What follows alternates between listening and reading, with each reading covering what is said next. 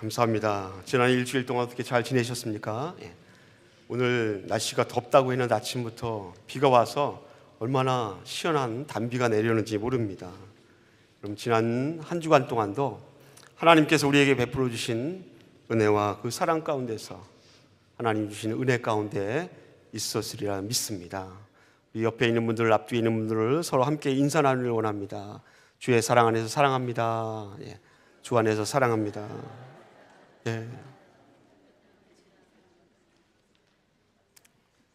어느 날 사도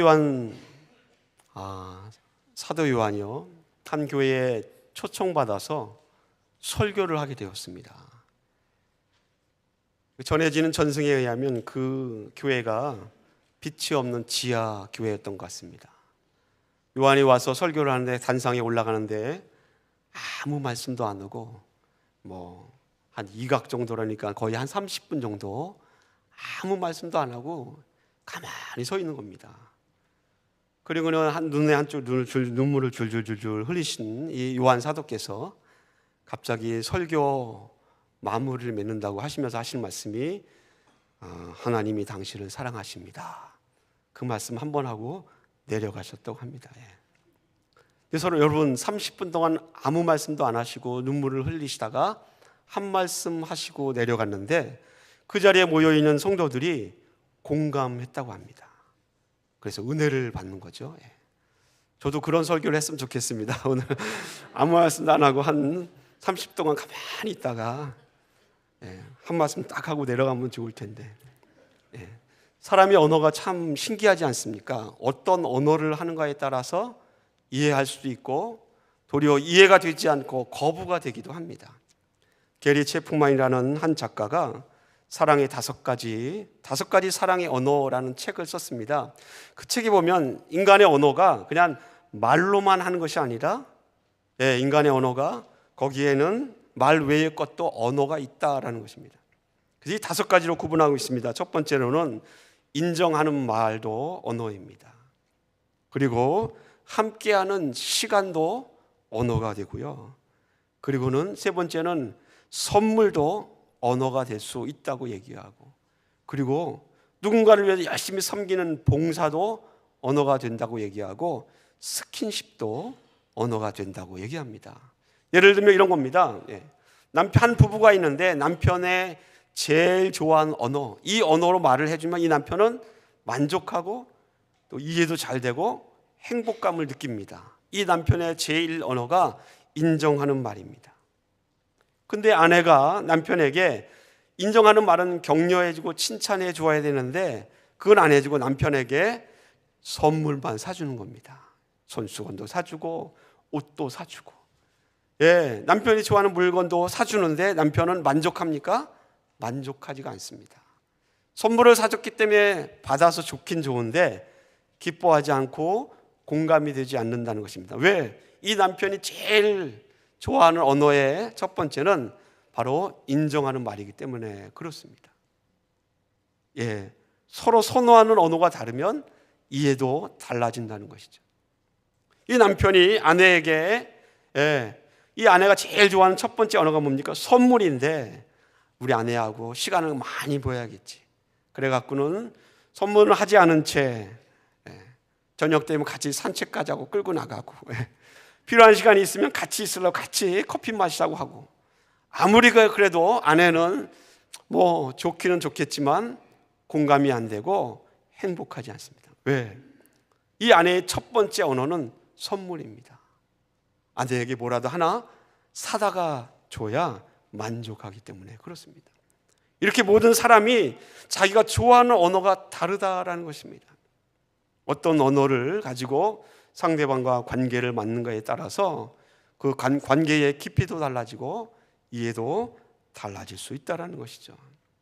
게리 체프만 이 기독교 학자는 사람의 언어와 말에 대해서 아주 흥미있는 책을 썼습니다. 아마 읽어보신 분도 있겠지만 혹시 여러분 나의 첫 번째 언어는 뭘까? 또 내 아내나 내 친구의 첫 번째 언어는 뭘까? 그것이 궁금하시다면 이 책을 한번 사서 읽어보시면 나의 제일 좋아하는 언어가 뭔지 아마 발견할 수 있을 것 같습니다. 말에 관한 얘기가 나왔으니까 재미난 얘기 하나 하고 마칠까요? 지난주에 우리 말씀에 이어서 한 어미쥐가 있는데 고양이 앞에 서게 됐습니다. 고양이가 이 어미쥐를 발톱을 세워서 채가기 직전입니다. 발을 들어서 이 고양이를 채려고 하는데 이 고양이가 소리를 내기를 멍멍멍 이렇게 강아지 짖는 소리를 내는 겁니다. 그래서 이 고양이가 얼마나 당황했겠습니까? 이 고양이, 이 쥐가 쥐 소리를 내야 잡아먹겠는데 강아지 소리를 내면 다르지 않습니까? 그래서 이 어미쥐가 풀어주죠. 그런데 이 옆에서 봤던 새끼 쥐가 엄마에게 묻습니다. 엄마, 어떻게 강아지 소리를 낼 수 있습니까? 물었습니다. 그랬더니 그 어미쥐가 뭐라고 얘기하죠? 뭐라고 얘기했을까요? 지난주에 제가 설교 가운데 했던 말씀처럼 요즘 시대에 이중 언어는 필수란다. 요즘 시대에 제가 우스갯소리로 말씀드렸지만 지난주에 말씀드리기를 하나님의 일도 똑같다라고 말씀드렸습니다. 하나님의 일을 갈 때, 사명을 감당할 때 우리가 뭐하죠? 마음도 맞추고 사람의 말로 행동도 맞추고 어느 정도 마음이 맞습니다. 사람의 마음으로, 사람의 언어로 이 정도까지는 가능합니다. 지난주 말씀 가운데 열심히 마음을 맞추어도 하나님의 일을 할 때는 사단이 틈타서 거기에 문제가 생기고 어려움이 생긴다고 했습니다. 그때 뭐가 필요하다고 했죠? 이중 언어. 그리스도인의 이중의 언어가 뭡니까? 믿음의 언어라고 말씀드렸습니다. 그리스도인들끼리 같이 마음을 맞춰서 일을 하다가도 서로 티격태격하고 서로 결점이 드러나고 단점이 드러나면 문제가 발생합니다. 그때에 우리에게 필요한 것이 믿음의 언어입니다.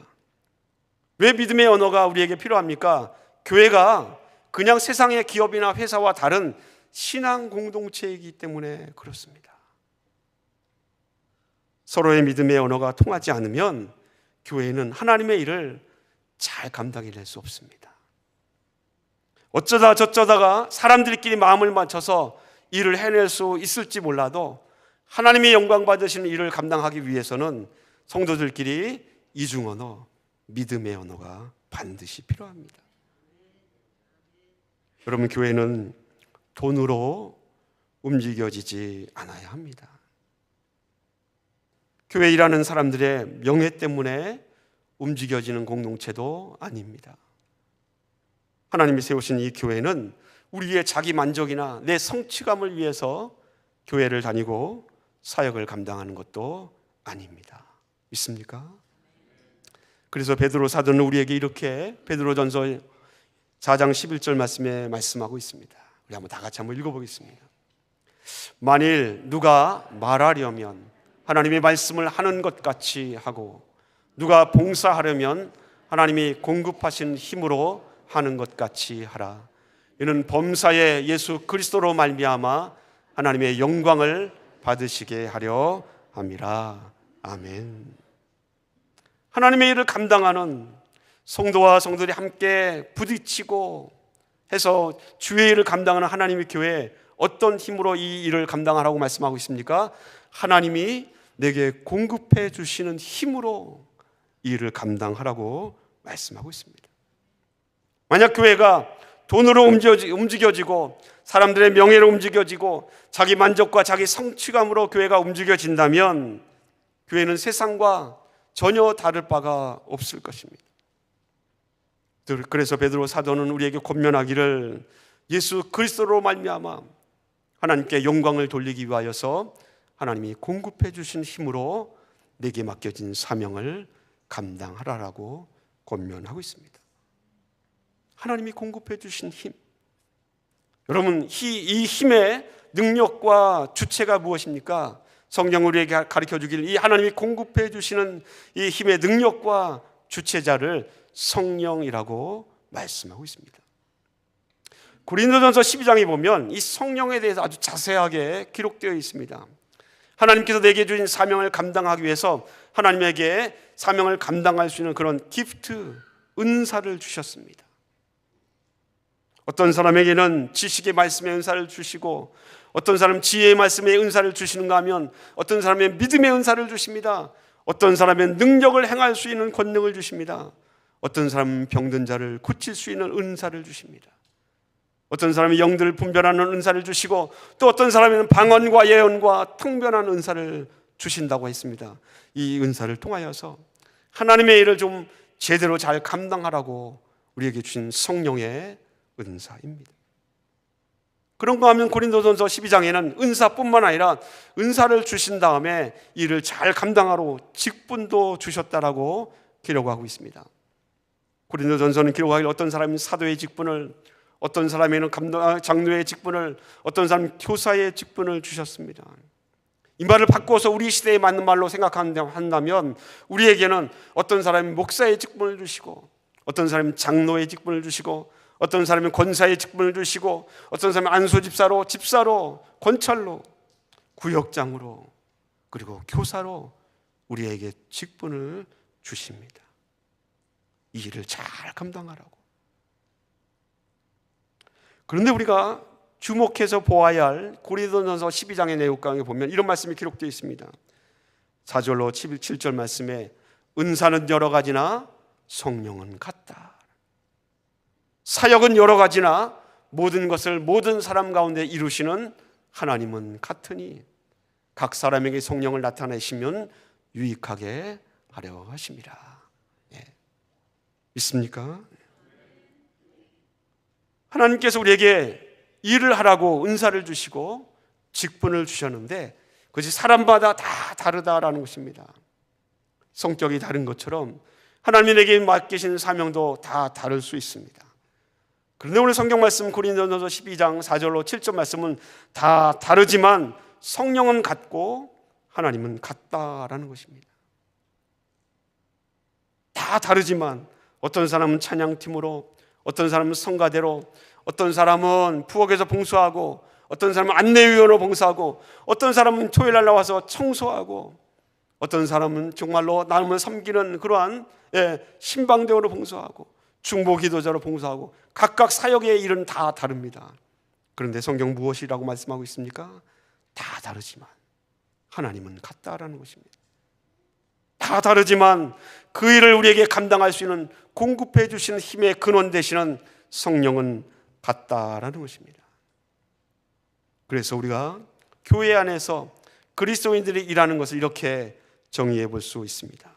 그리스도인들에게 일한다라는 것, 그것은 주 안에서 같다, 하나가 된다라는 이 사실을 확인하는 과정이 하나님의 교회에 일한다라는 것으로 정의해 볼 수 있습니다.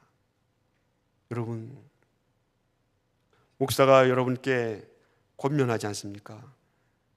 일을 좀 해 주십시오.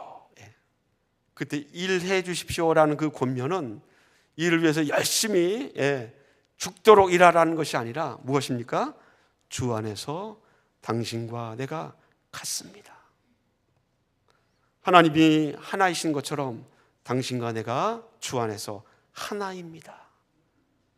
그 일을 통해서 이것을 확인해 보라라는 권면이 일 좀 하십시오라는 권면입니다.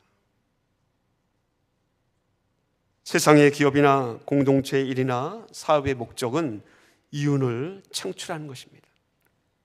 멋진 제품을 만들어내고 아주 엄청난 투자를 받았다 할지라도 그 회사나 기업이 이윤을 창출해내지 못하면 결국 실패하고 말지 않습니까? 교회는 달라야 하지 않습니까? 만약 교회의 목적이 세상과 똑같이 이윤을 창출하고 이익을 남기는 것이 교회의 목적이라고 한다면 세상의 기업과 직장과 전혀 다를 바가 없습니다. 하나님께서 하나님의 교회로 우리를 불러주시고 교회 안에서뿐만 아니라 교회 밖에서 하나님의 뜻을 위하여 일하십시오라고 했을 때에 그 목적은 그 일을 통하여서 주님이 우리와 같으시구나, 함께 일하는 그리스도인들이 서로 같구나, 하나이구나, 그 일하는 과정을 통하여서 여러분들이 확인할 수 있기 때문에 하나님께서 우리에게 사명을 주시고 소명을 주십니다. 사랑하는 성도 여러분, 교회는 이윤을 창출하는 기관이 아닙니다. 1517년에 마르틴 루터가 하나님의 섭리 가운데 종교개혁을 일으켰습니다.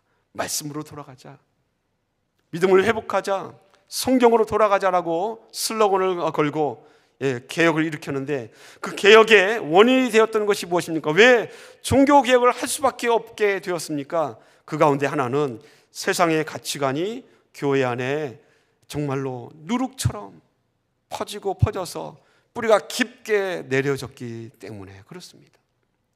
세상의 가치관이 교회를 물들게 했다라는 것입니다. 그 중에 아주 중요한 가치관 중에 하나는 바로 돈입니다. 교회가 세상의 돈의 가치관에 물들었습니다. 세상의 가치관에 물든 교회가 썩어질 수밖에 없는 것은 당연하지 않습니까?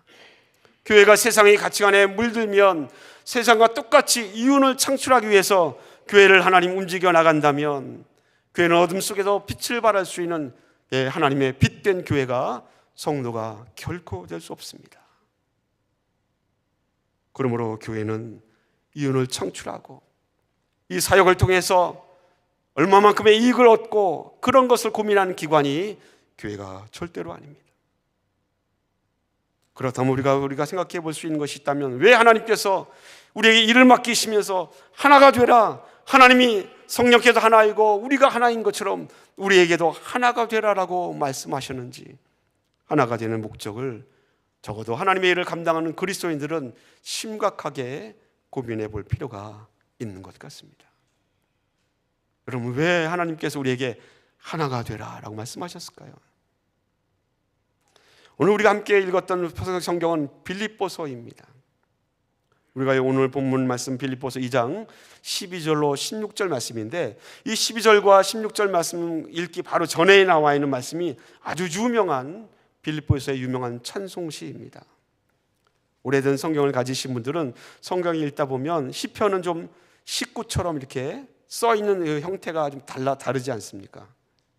이 빌립보서 2장 5절로 11절 말씀도 성경을 쭉 기록하다가 5절부터 11절 말씀은 시처럼 따로 섹션이 구분되어서 기록되어 있습니다. 이 유명한 찬송시 빌립보서 2장 5절로 11절에 보면 이런 내용이 기록되어 있습니다. 예수님께서 이 땅에 오셨다라는 것입니다. 근데 그분이 하나님이셨습니다.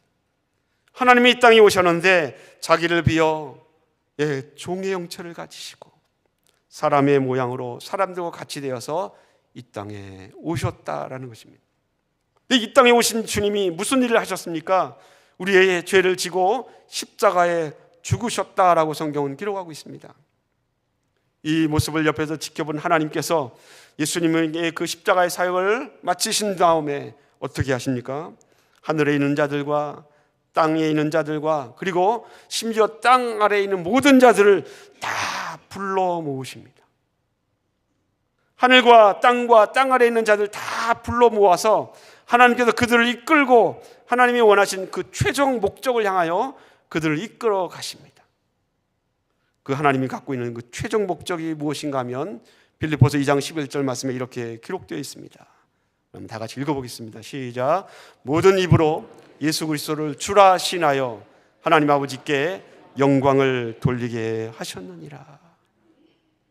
예수님이 이 땅에 오신 목적, 그리고 하나님께서 그 아들 예수 그리스도를 높이셔서 하늘과 땅 아래에 있는 모든 자들로 예수의 이름에 꿇게 하시고 예수 그리스도를 주라 신케 하시고 하나님 아버지께 영광을 돌리게 하는 것, 그것이 하나님께서 원하신 하나님의 목적이요.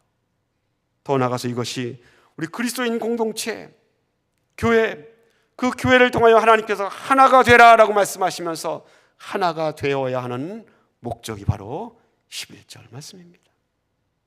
왜 우리가 성도들이 사역은 다 다르고 성품도 다 다른데 우리가 주 안에서 하나가 되어야 합니까? 바로 이 말씀처럼 예수 그리스도를 뭐라 신하고요? 주라 신하고. 주님은 나의 전부이십니다. 예수님만이 나의 구원자이십니다. 주님이 나의 주님이십니다. 이 사실을 시인하고 하나님께 영광을 돌리게 하기 위해서 우리를 하나가 되게 하셨고 우리를 부르셨음을 기억하시기를 예수님의 이름으로 간절히 축원을 드립니다. 사랑하는 성도 여러분, 하나님의 섭리는 정말로 놀랍습니다. 그래서 우리로 하여금 하나님의 교회에 끝까지 참고 견디는 자는 반드시 하나가 되게 하십니다. 옛날 이야기 하나 할까요? 한국의 한국 기독교 역사 사적지 제1호가 무엇인지, 그 역사 사적지 1호에 관한 옛날 이야기를 하려고 합니다. 지금부터 한 100여 년 전에, 한 130여 년 전, 1890년도에 그 당시에 조선 말기는 여전히 신분과 계급이 존재했습니다. 모든 신분 가운데서 가장 최하위 말단의 신분이 있다면 여러분 무엇입니까? 종이나 노예가 아닙니다. 종이나 노예라 할지라도 그 노예 폐지 문서를 찢어버리고 그 노예 폐지 문서가 적용이 되면 더 이상 종이 안 되고 평민이 될 수 있습니다. 모든 신분 가운데 결코 신분을 전환할 수 있는 한 가지 신분이 있습니다. 그 신분이 바로 가축을 도축하고 고기를 만드는 그 백정입니다. 이 백정은 백정으로 태어났고 백정으로 살다가 백정만을 만져서 결혼을 해야 되고 다시 태어난 자녀는 백정으로 평생을 살아야 됩니다. 신분 전환이 불가능합니다. 종도 신분 전환이 가능한데 백정은 불가능했습니다. 이 백정이 유일하게 신분에 구애받지 않고 다닐 수 있는 곳이 1893년도에 있었습니다. 그곳이 어디입니까? 교회였습니다. 한국교회에 있어서 6번째로 세워진 바로 지금의 을지로에 있는 롯데호텔 자리에 있는 곤당골 교회가 있습니다. 세무엘 무어 선교사가 창립한 이 곤당골 교회에서 이 무어 선교사가 다니면서 사람들에게 우리 교회에 오십시오라고 전도하였습니다. 그 가운데 전도한 대상 가운데 백정들이 있었습니다. 누구도 당신과 나는 똑같습니다, 같습니다라고 얘기하지 않았는데 이 무어 선교사는 이 백정에게 찾아가서는 당신과 나는 똑같습니다, 우리 교회에 오십시오. 그러면 백정이든 양반이든 상관없습니다. 같이 앉고 같이 예배드리고 같이 먹습니다. 그렇게 선교사가 전도하였습니다.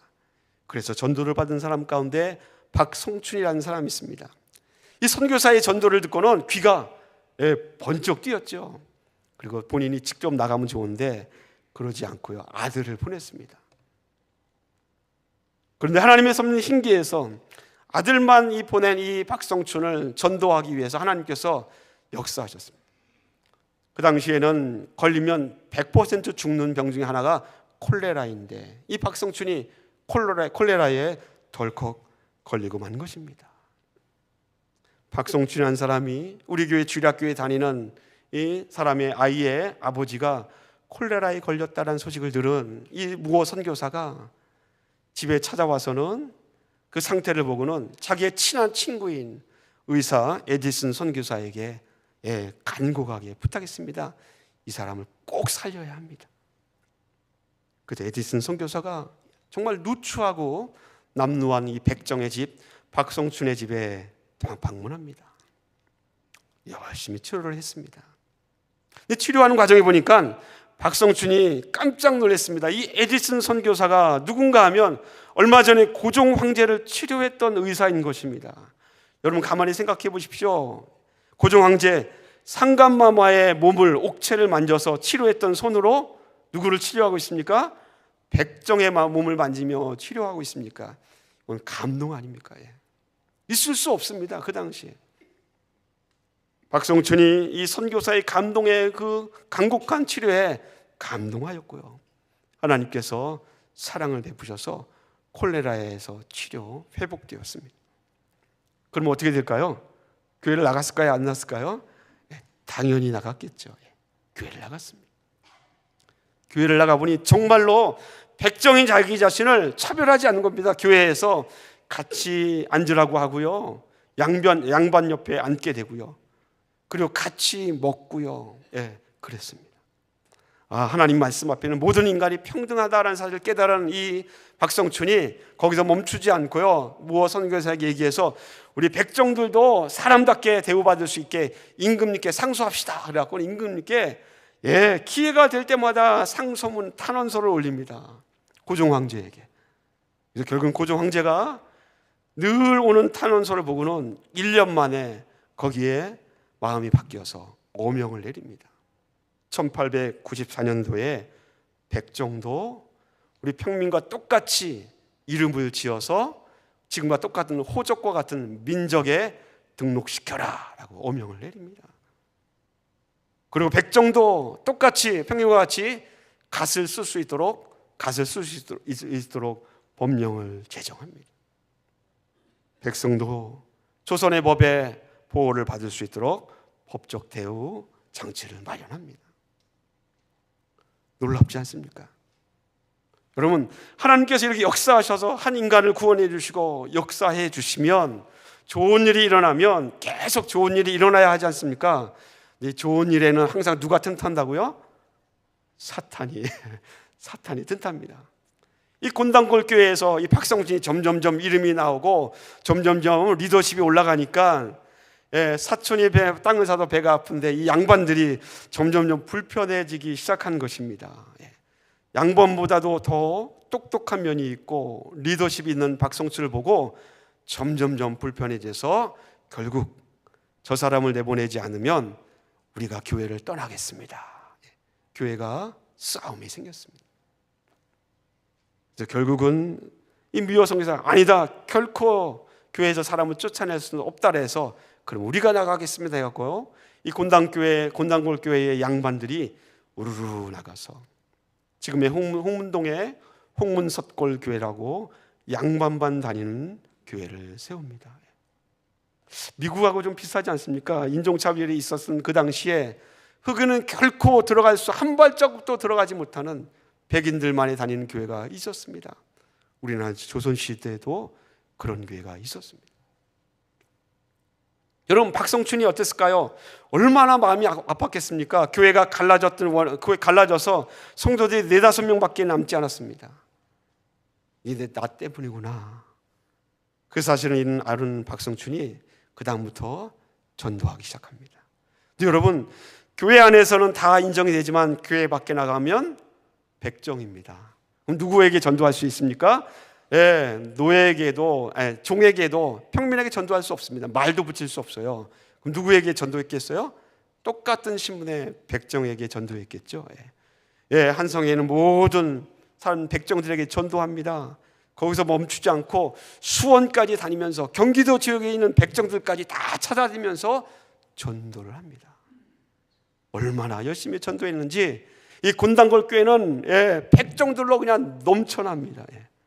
부흥의 부흥을 이루는 거죠. 그러나 양반만 다니는 홍문석골 교회는 점점 침체되어서 그 숫자가 줄어들고 부흥이 되지 않습니다. 네, 하나님의 섭리는 정말 놀랍습니다. 그렇게 부흥했던 이 곤단골 교회가 하루아침에 박살이 납니다. 바로 어느 날 밤에 불이 나갔고요, 곤단골 교회가 홀라당 다 터버립니다. 예배를 드릴 장소가 없습니다. 평민이라면 들판에 나가서 예배를 드릴 수 있지만 백정들을 함께 모여서 그렇게 하면 이게 눈초리가 너무 따가워서 예배도 드릴 수 없습니다. 교회가 문을 닫게 되었습니다. 그런데 신기하게도 이 곤단골 교회가 예배를 드리지 못하고 교회가 없어지게 됐다라는 소식을 들은 누가 들었는가 하면 양반교회 홍문석골 교회가 들었습니다. 그러니까 그들의 마음이 어떻게 풀렸는지, 그러면 우리 교회로 와라. 우리 교회에서 예배를 같이 드리자. 놀랍지 않습니까? 양반들이, 백정들이 자기들보다 숫자가 몇 배가 많은 그 백정들이 모여있는 교회에게 손을 열어서 같이 예배를 드리자라고 마음을 열어주었습니다. 근데 홍문석 교회도 백정들이 다 가서 예배를 드릴 수가 없어, 너무 작아서 할 수 없이 이 두 교회가 합칩니다. 그래서 지금의 인사동에 교회를 새롭게 이름 정하여 세우는데 그 교회가 바로 여러분 잘 아는 승동교회입니다. 여러분, 양반과 백정이 합쳐져서 세워진 숭동교회, 1911년도에는 박성춘이 백정 출신으로 장로에 임직하고요. 그로부터 3년인 1914년도에는 선조 임금의 11대 손인 이재영 왕손이 장로로 임직됩니다. 그럼 가만히 생각해 보십시오. 이 승동교회는 백정과 그다음 왕손이 함께 모여서 당회를 한 교회입니다. 비록 1911년도, 1914년도로 할지라도 여전히 그 당시에는 신분의 벽이 높았습니다. 그런데 승동교회는 백정과 왕손이 모여서 함께 하나님을 예배하는 교회가 되었습니다. 여러분, 놀랍지 않습니까? 하나님께서 우리를 부르시고 우리에게 사명을 주셨습니다. 그리고 우리에게 하나가 되라고 말씀하십니다. 왜 하나가 되어야 합니까? 하나가 되는 것을 통하여서 하나님이 하나인 것처럼 우리들도 다 같이 사역은 다르지만 하나이다라는 사실을 깨닫게 하기 위해서 하나님 우리에게 하나가 되라고 말씀하십니다. 저희 교회도 두 교회가 합쳐진 교회 아닙니까? 지금부터 14년 전에 새생명 장로교회와 셀드백 한인교회가 하나가 되어서 합쳤습니다. 우리가 합쳐서 온 지 14년째가 되었습니다. 승동교회가 한국 기독교 역사 사적지 제1호인 것처럼, 그리고 1호가 되어서 지금까지 오랜 세월 동안 신앙을 지키고 믿음을 지켜왔던 것처럼 저희 교회도 하나님께서 은혜를 주셔서 하나가 되게 하시고 그 하나가 되게 하신 것을 통하여서 하나님이 맡겨주신 사명을 잘 감당할 수 있는 복된 성도들, 교회가 되기를 예수님의 이름으로 간절히 축원을 드립니다. 사랑하는 성도, 오늘 본문의 말씀 빌립보서 2장 10절에 13절에 보니까 하나님께서 우리 안에 소원을 두고 행하신다라고 기록하고 있습니다. 너희 안에서 행하신 이는 하나님이시니 자기의 기쁘신 뜻을 위하여 너희에게 소원을 두고 행하신다라고 말씀하고 있습니다. 오늘 본문이 얘기하는 하나님의 소원이 무엇입니까? 13절에 표현된 하나님의 소원은 하나님의 기쁘신 뜻을 위하여라고 말씀하고 있습니다. 다시 말하면 하나님의 소원이 하나님의 기쁘신 뜻을 위한 것입니다. 하나님의 기쁘신 뜻을 위하여 우리의 마음속에 소원을 두고 행하신다라는 것입니다. 여러분 마음속에 하나님의 기쁘신 뜻을 위하여 여러분 마음속에 무언가를 넣어주셨는데 그것이 바로 내 마음속에 넣어주신 것이 하나님의 소원입니다. 그 소원, 하나님의 기쁘신 뜻을 위하여 우리에게 주신 그 소원, 그 소원이 무엇일까요? 하나님의 기쁘신 뜻이 무엇입니까? 오늘 본문 말씀 전과 후를 살펴보면 빌립보서 2장 11절 말씀은 아까 우리가 함께 읽었지만 이런 말씀이 기록되어 있지 않습니까? 예수 그리스도를 주로 신하여 하나님 아버지께 영광을 돌리게 하는 것, 그것이 하나님의 기쁘신 뜻입니다. 그리고 12절 본문의 11절 말씀 이렇게 기록하고 있습니다. 두렵고 떨리는 마음으로 너희 구원을 이루라. 그것이 바로 하나님의 기쁘신 뜻입니다. 예수 그리스도를 주로 신하여 하나님께 영광을 돌려서 두렵고 떨리는 마음으로 하나님의 뜻에 복종하여 너희 우리의 구원을 이루는 것, 그것이 하나님의 소원이며 하나님의 기쁘신 뜻입니다. 사랑하는 성도 여러분, 오늘 말씀의 제목처럼 우리 마음속에 소원을 두고 행하신 하나님, 그 하나님의 소원이 여러분의 인생을 통하여서 하나씩 둘씩 성취되고 이루어지기를 예수님의 이름으로 간절히 축원을 드립니다. 많은 신학자들이, 목사님들이 빌립보서를에게 별명을 붙여주기를 빌립보서는 기쁨의 서신서라고 이렇게 별명을 붙여줍니다. 왜 그런가 하면 빌립보서에는 기쁨, 또 기뻐하라라는 그런 말들이 제일 많이 반복되어 있기 때문에 그렇습니다. 바울이 빌립보 교인들에게 기뻐하십시오, 기쁨을 가지십시오라고 권면할 때 빌립보 교회의 상황은 전혀 기뻐할 수 없는 조건과 상황입니다. 빌립보서를 기록하고 편지를 전달했을 때 그 기록 연대가 대충 AD 60년에서 63년 무렵입니다. 그때 무렵이라고 한다면 하나님의 교회들에게, 그리스도인들에게 박해가 아주 치열하게 있었던 시대입니다. 예수님을 믿는다고 하면 잡아다가 죽일 수 있는 그런 상황입니다. 순교가 일어나고요, 박해가 일어나고 그리스도인들이 그 박해를 피하여서 도망가야 했고 땅속으로 숨어야만 했던 시대가 빌립보 교회의 시대입니다. 그런데 바울이 그런 시대를 살고 있고 그런 상황이 있는 교인들에게 뭐라고 얘기합니까? 기뻐하십시오, 즐거워하십시오, 기쁨을 회복하십시오, 그렇게 말하고 있지 않습니까? 어떻게 그럴 수 있습니까? 우리는 병에 걸리기만 하여도 두렵고 떨리는데 박해가 있고 교회 밖에 나가서 걸리면 순교하고 감옥에 들어갈 수밖에 없는 그런 상황 속에서 왜 기뻐하라고 바울이 권면했겠습니까? 그 유일한 목적이 있다면 너희 안에 있는 하나님께서 소원을 두고 행하신, 너희 안에 이루시고 역사하신 그 구원 때문에 기뻐하라라고 바울은 권면하고 있습니다. 여러분, 하나님이 여러분 안에 소원을 두고 행하셔서 하나님의 그 기쁘신 뜻을 위하여서 여러분에게 허락하신 그 구원 때문에 여러분 안에 기쁨이 있기를 예수님의 이름으로 축원을 드립니다. 병이 덜컥 걸렸습니다. 어느 날 건강이 나빠져서 병에 걸렸습니다. 어떻게 해야 합니까? 우리의 이성은 두렵고 떨립니다. 무섭습니다.